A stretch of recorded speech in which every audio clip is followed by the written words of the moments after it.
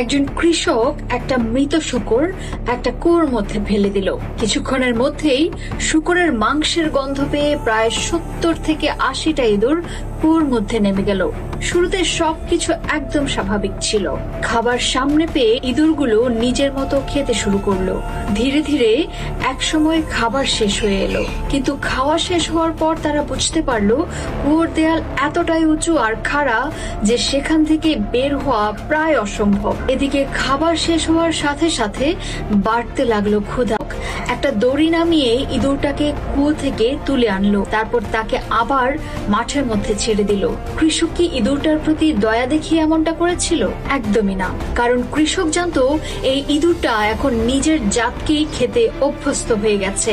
এখন সে আর শস্য খুঁজবে না, বরং সুযোগ পেলেই মাঠের অন্য ইঁদুর শিকার করবে, আর এতে তার ফসল নষ্ট হবে না। আর এখানেই লুকিয়ে আছে ডিভাইড অ্যান্ড রুল, অর্থাৎ মানুষকে ভাগ করে একে অপরের বিরুদ্ধে দাঁড় করিয়ে দেওয়ার খেলা। আসলে আমাদের সমাজে যারা উপরে বসে পুরো খেলাটা নিয়ন্ত্রণ করে তারা নিজেরা সাধারণত লড়াই করে না। তারা শুধু এমন একটা পরিস্থিতি তৈরি করে যেখানে নিচে থাকা মানুষগুলো একে অপরের সাথে লড়াই করতে থাকে, একে অপরকে দুর্বল করতে থাকে। আর যখন দুজন মানুষ নিজেদের মধ্যে লড়াই করে, সবচেয়ে বেশি লাভ হয় তৃতীয় ব্যক্তির, অথবা সেই ব্যক্তির যে পুরো খেলাটা আড়াল থেকে নিয়ন্ত্রণ করছে। তাই জীবনে এমন পরিস্থিতিতে নিজেকে প্রশ্ন করুন, এই লড়াইটা শুরু করলো কে, আর সবচেয়ে বেশি লাভটা কার হচ্ছে? কারণ আপনি যদি খেলাটা বুঝতে না পারেন, তখন আপনিই হয়তো হয়ে যাবেন সেই কুয়োর ভেতরের ইঁদুর।